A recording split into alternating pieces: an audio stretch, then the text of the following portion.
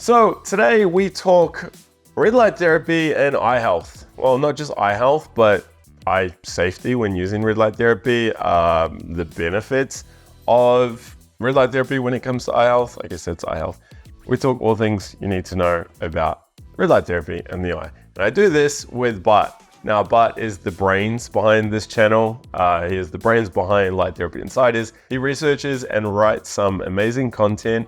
And recently he took a rather deep dive into this topic. In fact, I think the blog article is about 14,000 words. So check out the article, it's down below. It's over at our website, Light Therapy Insiders. There's also quite an active discussion over in our Facebook group. I'll put a link to that so you can check it out over there. Of course, you can just leave comments down below and myself or Bart will chip in. It was great to meet up with Bart because we work remotely. So we were both in London for a recent event. So we had to sit down and take a deep dive into this. But remember, if you want to go even deeper, check out the blog article. All right, let's get into the conversation. All right, Bart, always a pleasure. Good to have you on the show in person. And of course, thank you for everything you do for the channel and the website.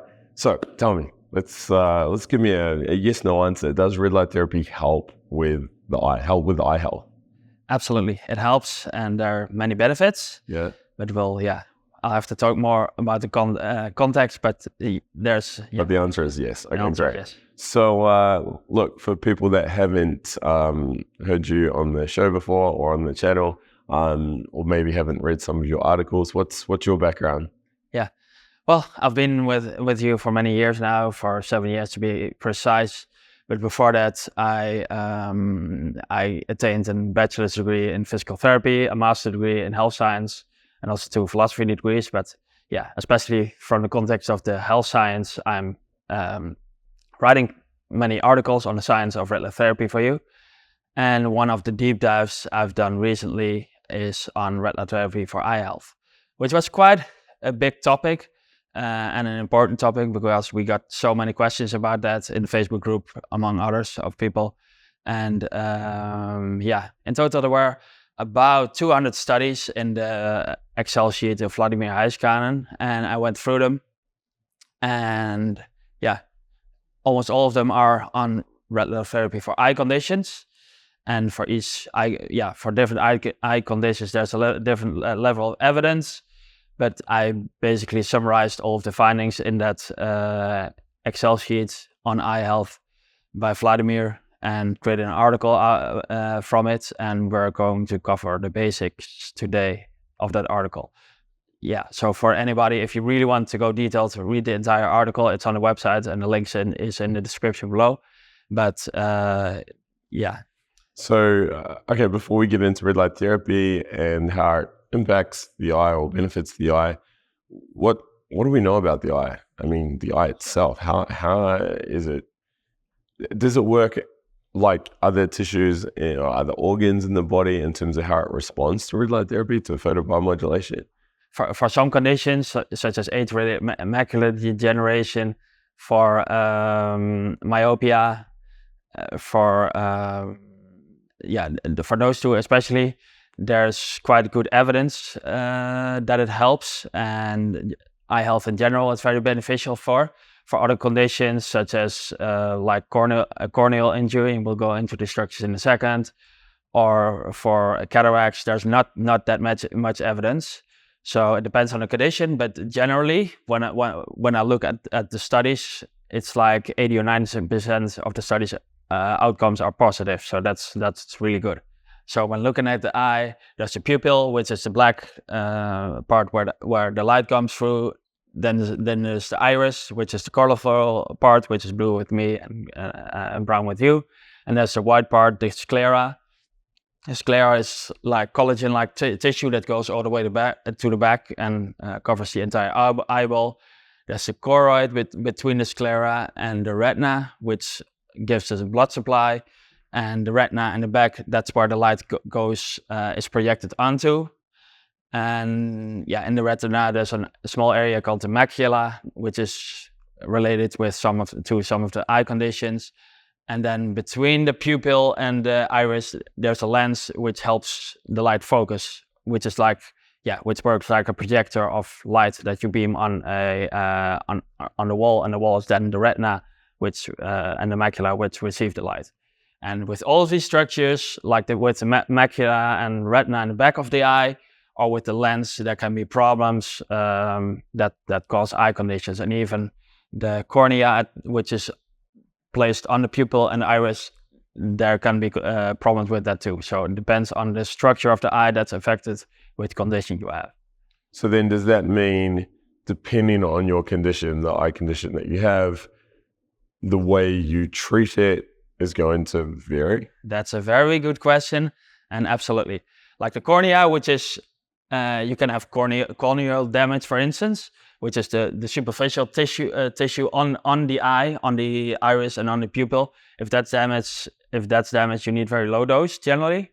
So there are not too many studies with that, but I see studies with like 0.1 milliwatts over a centimeter squared. So you need a very low dose which is, for instance, with a handheld unit from a distance. With the structures in the back, you generally need a higher dose, like 40 to 60 milliwatts over a centimeter squared, which is like a safe dose. Some of the studies, because people always ask about this, they go up to much higher levels, like 200 or 300 milliwatts or 100 milliwatts over centimeter squared, but even up to 300. And even there we see positive outcomes, but that's not something I would recommend without medical supervision. So the 40 to 60 milliwatts over centimeter squared, I'm quite comfortable recommending that, especially the way they use it in the studies. So like 50, I think like, well, that's a guesstimate, but like 50 to 70% of the studies, they have like dosages between 40 and 80 milliwatts over centimeter squared, often directly in the eye, but only for 3 minutes. So you get a very low total dose. And the reason that these higher doses are probably needed is because it needs to go through the eye, go to the tissue in the back, the retina and the macula, so that with eye conditions there, it can help regenerate the structure there. So if someone does have an eye condition, that requires, it's further back in the eye, for instance, the only way to get the benefits is by directly treating the eye with an intensity that is going to penetrate, or could you get benefits through systemic, There are some studies on that. Some studies just treating the brain will give you eye health benefits, but they're not maximal. So if you have a retinal problem or macular degeneration problem, you will need somewhat higher power, which is not really high power. It's basically the same power output as what you would get outside in the sun. That's an whole other topic, but so it's not super high power. It's like normal power output to treat the tissues in the back. What about thermal buildup? I mean, is that a concern, especially if you're using the 40, 50, 60 milliwatts, with a lot of near-infrared light in it? Is that potential for heat buildup in an eyeball, is that an issue? I don't think at that level it's an issue, because those are like the standard photobiomodulation parameters, where you barely have any heat buildup. If you would go higher, which we don't recommend except under medical supervision, then you could have heat buildup, but especially because it's most, like 80% of the studies only use like a few minutes of treatment time, there shouldn't be any issue of heat buildup. And then what about, you hear about people saying near infrared or infrared light on the eye can be dangerous, over time.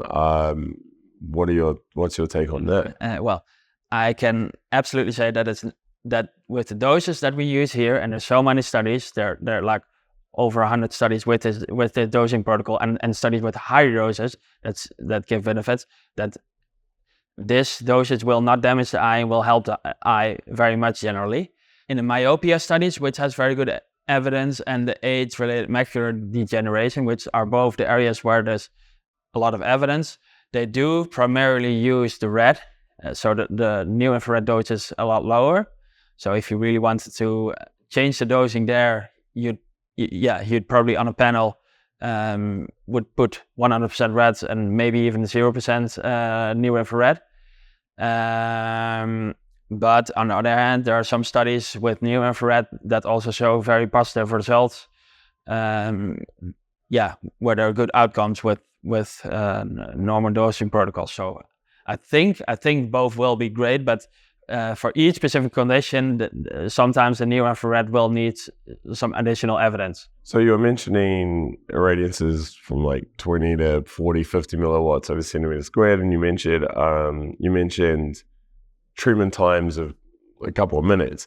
I personally, I'm standing in front of Biomax 900s, putting out 60, 70 milliwatts over centimeter squared, so already above that range. And I'm using that for 5 to 20 minutes. So I don't have any eye problems, but am I potentially overloading the eye if I'm standing directly in front of the panel? I mean, given that these numbers are already well above the numbers you were just talking about, or the numbers you were just talking about simply what the research is showing, what is beneficial for those particular eye problems? Yes, and many of these eye problems, such as light-induced deafness, myopia, age-related macular degeneration, is a little bit different. There's also often an association of people sitting indoors all the time with lots of blue light and not having the healing red and near-infrared getting into those eyes, and that leads to problems over time. I guess what I'm asking though is, am I potentially overdosing, doing damage? I don't think so, no. Even though the studies don't use it, but if you, well, it's a little bit of a detour, but if you look at hunter-gatherer societies, they're outside all the time. There's often in sunlight around the tropics, there's more than 100 milliwatts over centimeter squared for many hours per day, with even the UV and the blue light in there, and the heating middle and far infrared in there, and those people don't have these people have far less eye problems.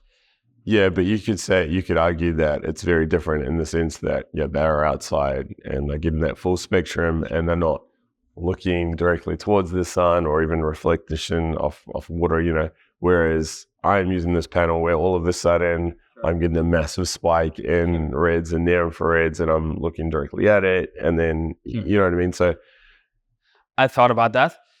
So for everybody, if you want to be 100% safe, you follow the protocols like they are in the studies as closely as possible. So you stand away from the panel.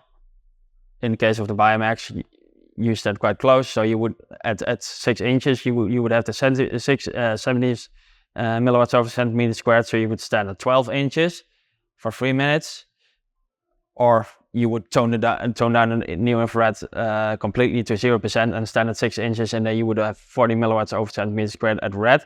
And then after you got your 3-minute treatment for the eyes, you would wear the goggles and continue your treatment, your full body like you normally would. And there's some exceptions, like I talked about the 2 exceptions. I talked about the cornea, which needs a very low dose. So that's the surface of the eye. So that only happens when something scratches you, when you're walking outside, or when there's chemical damage to the eye. That's one of the instances where you have corneal injury. And the dry eyes, for the dry eyes treatments, which happens because the tears that go into the eye, they evaporate too quickly. And there they treated actually the above the eyes and under the eyes and the meibomian glands. They treat them with quite a high dose, but that's only taken care of in some sense, because you're wearing the protective glasses over your eyes, and then the areas around the eyes can receive a higher dose, which is actually used in the studies, and they use up to 100 milliwatts over centimeter squared around the eyes, not in the eyes, around the eyes. And in some studies also very high dose of even up to 100 joules per centimeter squared. And just for people not believing that, it's in the article, you can see the studies where they have good outcomes with that. But yeah, generally for safety, stand from a distance from your panel for 3 minutes. After that, you wear the goggles and continue with your full body treatment. And maybe one thing, some people are very sensitive to this. They may not go outside a lot, or they maybe indoors a lot. And of course, if you have like side effects and if you have like this inclination to face away from the panel because the light is too strong, then you lower the dose, you stand away further, you do your few minutes treatment for a few weeks at that level, and then eventually we've learned from some people that you should be able to progress and get the normal dose of 40 milliliters over centimeter squared. Hey, if you are enjoying this, can I ask a really quick favor? Just hit the like button and also the subscribe button. I did 5 or 6 interviews the weekend in London, including Bart, so I'm rolling a lot of them out. Some of them are already published. So yeah, if you want to see more of them, hit the like button. So to be safe, if you've got a full body panel sold in the last few years, so intensities are up 50, 60 milliwatts, you would say, and you want to do a full body treatment, you would say stand further away for a couple minutes, then move closer, but put goggles on, or glasses on to get the benefits. I guess you could say another approach would be just drop the panel down so it's like, eye level or below, let's say neck level, chin level, and you don't need to really worry about it. And then you can just quickly drop down to do a couple minutes. Well, you do it at the start or at the end, like you said. That's another way to do it. Or you could, I suppose, get it more dedicated eye product if you have the panel at chin height or below. Because there are some products out there, right? Like there's the eye power one. I know James Carroll is involved with a medical company that's using an eye device. I mean, it's quite a particular product. And yeah, just to talk about that, James Carroll talks about the age-related macular degeneration, which is like combine of an energy problem inflammation in the back of the eye, where they reduce their hospitalization with like 88%. And there in the studies, we also see that people like within maybe 5 to 10 treatments, 3 treatments per week of like 3 minutes on average. The studies are all slightly different. That the visual acuity, because these people go blind over time, improves massively. So if you have these tests where you have to read letters on a screen, they improve like 5 or 6 letters in smaller letters that they can read off a screen within a short period of time. And the results last pretty long. They last maybe a year or 2 years after like 5 to 10 treatments. Okay, cool. And then we've talked about red and near infrared, but are there particular wavelengths within those red and near infrared ranges? Like, I've categorized them for like 13 different eye conditions, so it depends a little bit, but generally it's a 590, 630. 590. 590 is used a little bit in some of the studies, especially age-related macular degeneration, 630, 660, 650, 660, 670. And some of the studies are with different near-infrareds, like even 780, 850. Yeah, sure. So does it vary then depending on the health problem? Like if you have this particular eye problem, then this particular wavelength is beneficial? Yeah. I would, there's a slight difference in that. I don't have them all memorized because it's like hundreds of studies. So read the article for that, but I summarize the outcomes for each of the eye condition in the article. And of course, we're not doctors. Sure, absolutely. So this is all just information that, work with your own specialist. And there are some specialists out there who focus on eye health and using photobiomodulation. So you can reach out to them. But at least you can present some of this data as a starting point, so they can work with that and get some feedback. So, okay, let's say, so if someone has a particular eye problem, they can look at that article and go from there. But let's say someone like myself, I don't have any eye problems, but I want to get the benefits of red light therapy to, protect my eyes long-term, but also get some of those little percentage gains. Are there particular wavelengths that I should be using or I shouldn't be using? Well, that's interesting. I've not seen any studies on healthy people that were like participants in studies, probably because it's pretty expensive to fund these studies that they've tested this with. So and there's not any protocol I can give for already healthy people to make their eyes even better. But what do you do? What would you do then, or what are you doing? What? From a red light therapy routine? After learning all of this, has your routine changed? Have you changed your dosing? Have you changed the products you're using, for instance? Yeah, I probably don't change much. I stayed pretty close to my old 2019 Biobanks panel, which I still have, and I'm probably getting like 50 to 60 milliwatts over centimeter squared. When facing the panel, I close my eyes. When standing sideways to the panel, treating this side and this side, I could keep my eyes open. So that should be probably 30 or 40 milliwatts over centimeter squared for a few minutes. And that's it. That's what I'm using personally. But closing your eyes, yes, it's making it more bearable, tolerable because it is very bright, but it's not really going to change much in terms of that light on the eyeball, is it? Because the eyelid's so thin. Yeah.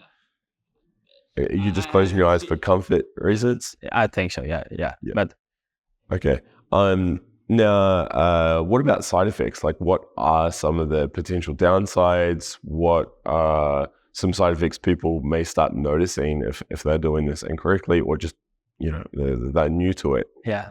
Well, the main side effect is discomfort, that people are not used to brightness, I think. But also many of the studies they don't see any big side effects or permanent side effects, so that's very important to mention. No long-lasting side effects, let's say it that way. So there was nothing in the literature that you came across that, after months of photobiomodulation use on the eye, they were like, oh my God, they're developing... No, absolutely not. No. Wow. No. So absolutely no long-term conditions developed by using red light therapy in the eyes. Based on our understanding at the moment, yeah. Okay, so why do you think it is so beneficial for eye health? Why is red light therapy so beneficial? And the eye is a very energetic organ, so it requires lots of energy. There's lots of blood flow there, and that energy production that goes down with age. It's also many of the structures of the eye are highly affected by oxidative stress and by inflammation, and those are the things that red light therapy very much targets. And that's why, it reduces inflammation, reduces oxidative stress, improves energy production. That very much goes down with age, which is why you see many of the eye problems, not all, but many of them increase with age. Red light therapy is perfect for that, and that's why it works really well. Yeah, if someone has an eye problem, is red light therapy going to be the only thing they need in terms of curing it? Like, is it that powerful? In the studies, often it's very powerful. So it apparently can reverse a lot of the problems caused in many eye conditions. Some eye conditions there's only animal studies such as light-induced damage, which is overstimulation by blue light. There are not many human studies on that. But like always, it's part of I think red light therapy should be part of a healthy lifestyle. So for the eye, there are many nutrients such as vitamin D, which is associated with many of the eye conditions. So low vitamin D status can increase your risk massively for many eye conditions, retinal damage, age-related macular degeneration, etc. Magnesium, zinc, so simple minerals, like different carotenes like lutein or zeaxanthin, which are found in fruits and vegetables and eggs and animal food. So if you don't ingest sufficient quantities of these, then your risk of eye conditions goes up, and your healing capacity is probably also affected. If you have poor sleep, your risk of eye conditions goes up. And even very simple stuff in terms of general health and lifestyle, like if my waist circumference increases by 5 centimeters, which is like 2 inches, every 2 inches the risk of cataracts and age-related macular degeneration increases by 20%. So if you have like 10 inches of body fat, that doubles your risk. Blood pressure is associated, insulin resistance is associated with many eye conditions, especially in diabetic retinopathy. So sleep, etc. So people, for the best results, you target the entire lifestyle. for good results already. If for any reason you cannot do any of that stuff, then of course I would still recommend looking into the red light therapy, at least to mitigate the damage or to get some improvement anyway. Yeah, totally. I mean, it's like many things in the health wellness space, like make sure you're sleeping properly, eating well, exercising, not overweight, not smoking. You got to have those things in place before you start spending thousands of dollars on fancy gizmos and gadgets. Not that red light therapy, I wouldn't say it's a fancy gizmo or gadget, but yeah, I mean, you could waste a lot of time and resources and money if hoping to get results on one of these things if you're not doing all of the picking the low-hanging fruit, so to speak. Quick question before I have a few quick-fire questions for you. I'm currently playing around with the Block Blue Light BioLight, which is like a SAD device, but it's got full spectrum light in it plus some near infrared light. What are your thoughts on lower dose, longer duration near infrared light exposure, for let's say 30 minutes a day, 30-minute sessions 3 or 4 times a day, like just having that on my desk. Do you think something like that is beneficial? Is it potentially dangerous? From the studies, if I strictly look at the studies, whether they've used such a setup, I have to say I don't know, because they haven't used it for longer duration treatments, but it's probably very, very normal and beneficial to do it like that, yeah. Especially since the dose is not super high, it's standing away a little bit further from you. I'm just thinking like if I'm stuck inside all day under artificial lighting, literally not getting outside, is it that supplemental near infrared light? Do you think if I would speculate, I think it would be highly beneficial to mitigate the effects because many LEDs or fluorescent lighting have a very big peak around the blue light spectrum. So if you would mitigate that by putting some extra red and infrared in there, I think it would be very helpful. But that's speculation, but yeah. All right, cool. There's a couple of quick fire questions, and these can literally be yes or no answers. Can red light therapy benefit your eye health? Yes or no? Yes. Do you need to use eyewear protection whenever you use a red light therapy device or a red light therapy panel? If you strictly want to follow the dosing guidelines that are used in the studies, I would recommend you using it just to be safe. Okay. Do you use eyewear protection when you're using your red light therapy panel? No. Do you need to close your eyes when you're using a red light therapy panel? No, and especially if you want some of the benefits, you would need to open your eyes for the full benefits. When we're using these panels that are going up to say 60, 70 milliwatts over centimeter squared, and we're using them for say 10 minutes at a time facing the panel, is there a risk of overheating and damaging the eyeball? I think it's very low at that level still. Extremely low, yeah. But in some cases, if you have a very high power device like the Chroma Eye Reverse, I would not be comfortable putting that in my eye. But that's a very different thing, but just to put it out there. Blue light, is that damaging for the eye? Not necessarily if it's not balanced out by the red and near infrared. So if you have blue light stimulation all day, it is clearly, it's almost certainly damaging to the eye. The Biomax panels that have the blue light in it if someone's using that for 10, 15 minutes face on, should they turn off the blue light after a few minutes? Should they turn off the blue light? No, because it's a very low percentage, and I don't think that risk. With the light path LED with more blue in it, you can make the case if people already have eye damage or an eye condition that they would be better at first to use only the red. But of course, you will not be getting the circadian benefits either then. So, yeah. All right, very good. I think that's everything. Are there any other common questions that come through that I should be asking on behalf of the audience right now?